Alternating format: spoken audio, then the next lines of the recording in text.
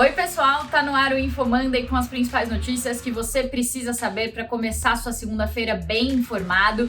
E o programa de hoje começa com uma notícia que pode mudar o mercado financeiro da forma como a gente conhece hoje. Figo, quer dizer que a gente pode ter uma segunda bolsa de valores aqui no Brasil?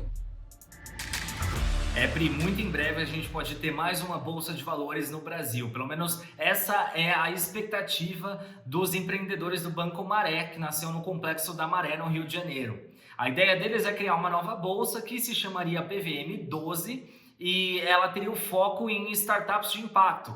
Qualquer tipo de impacto, seja ambiental, social, enfim. Essas empresas elas poderiam emitir ações que seriam negociadas nessa bolsa e com isso elas conseguiriam se financiar, já que elas têm dificuldades para conseguir dinheiro para se manterem de pé nas vias tradicionais aí do mercado. A ideia deles é se encaixar nas novas regras do Sandbox da CVM, né, que foram anunciadas em junho. E essas regras, elas basicamente, a CVM ela dá o aval para alguns projetos funcionarem dentro de um ambiente de testes da própria CVM, em que ela vai supervisionar essas operações para garantir a segurança de todo mundo envolvido, né? Então, por isso que essas empresas podem inovar. No caso da nova bolsa, por exemplo, a expectativa deles é que a moeda ali que seja utilizada para comprar e vender as ações seja a moeda digital que já é utilizada pelo Banco Maré. Enfim, a gente vai soltar uma matéria no InfoMoney nos próximos dias que vai explicar, vai detalhar como é que vai funcionar essa nova bolsa.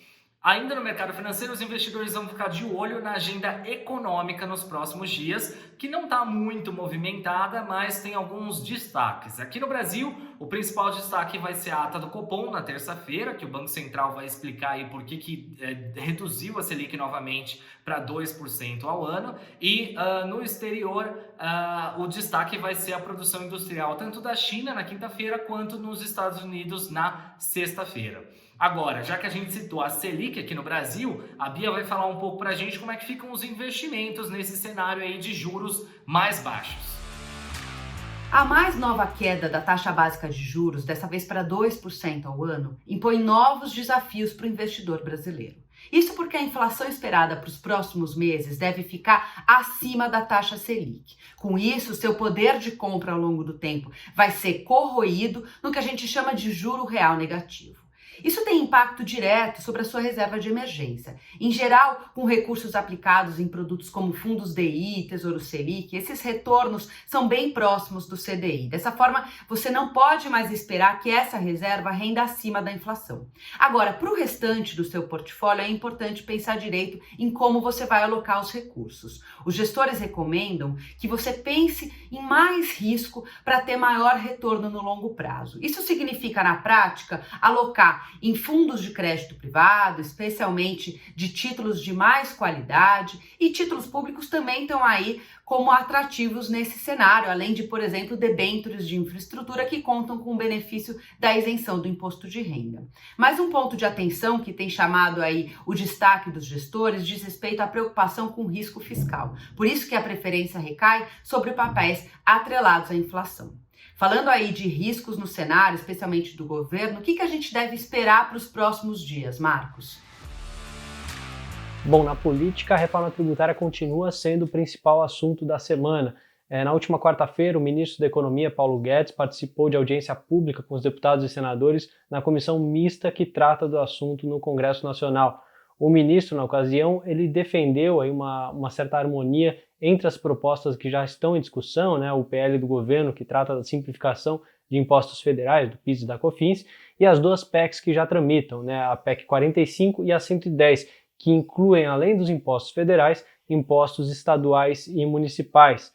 O ministro Paulo Guedes disse que o governo é favorável, sim, à inclusão desses impostos sobre consumo nos níveis estadual e municipal, mas não demonstrou muito empenho por parte do governo nessa movimentação, por tornar isso possível. Ele disse que é a responsabilidade do Congresso Nacional fazer essa movimentação toda. Pois bem, os parlamentares realizam nessa quarta-feira uma audiência pública com o presidente do Comitê Nacional de Secretários da Fazenda, do Como Se Faz, para falar justamente dessa questão de inclusão de ICMS e ISS nessa proposta de simplificação de impostos sobre o consumo. Esse é um assunto bastante importante a ser monitorado nessa discussão de reforma tributária, que ainda está bastante no início no Congresso Nacional. A gente percebeu pela audiência do Guedes que tem muito ponto ainda de atrito, principalmente relacionado ao novo imposto que o governo pensa criar, muita resistência sobre o fato do governo não ter mandado uma proposta de uma vez, mas ter mandado ela fatiada em etapas, o que dificulta uma visão mais ampla. Enfim, tudo isso está sendo analisado pelos parlamentares e as resistências ainda são grandes, sobretudo do setor de serviços. Outro assunto a se monitorar é a questão do teto dos juros do rotativo do cartão de crédito e do cheque especial, que foi aprovado no Senado Federal, um limite de 30% ao ano durante a pandemia, e agora o texto vai para a Câmara dos Deputados, só que existe um clima de resistência na Câmara dos Deputados, principalmente por parte do presidente da casa, Rodrigo Maia, que não tem sinalizado que vai pautar o assunto. Mesmo assim, é um tema a se monitorar que mexe muito com as ações dos bancos. É importante acompanhar. Agora a Priscila vai falar um pouquinho sobre um assunto que está todo mundo de olho, que é a vacina do novo coronavírus.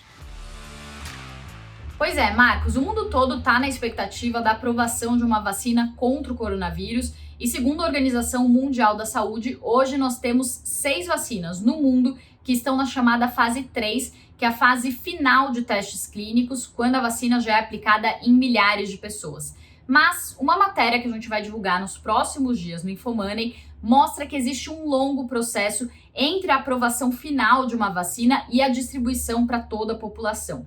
Aqui no Brasil, por exemplo, essa vacina precisa ser regulamentada pela Anvisa, os laboratórios que vão produzir e distribuir essa vacina precisam firmar contratos com o Ministério da Saúde, o Programa Nacional de Imunização precisa traçar um planejamento estratégico para ver quais regiões e populações vão receber essa vacina antes, e só depois a gente entra na distribuição de fato dessa vacina, o que é muito complexo aqui no Brasil, dada a dimensão do nosso território e considerando que, por exemplo, algumas regiões só são acessadas por meio de barcos. Tem um outro ponto que deixa a questão mais complexa ainda, que é o fato de que as vacinas são compostas por micro-organismos vivos, então elas precisam ser transportadas em temperaturas ideais. Isso dificulta ainda mais o processo, mas todos esses detalhes estão explicados nessa matéria que a gente vai divulgar aí nos próximos dias. Fato é que, diante de toda essa complexidade, o que os especialistas dizem é que se a gente tiver uma vacina aprovada até novembro desse ano,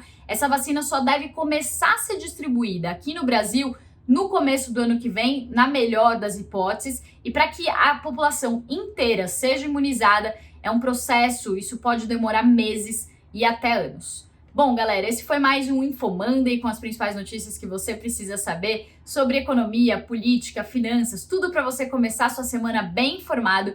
Você encontra aqui e no nosso site infomoney.com.br. Obrigada pela companhia. Até a semana que vem. Tchau, tchau.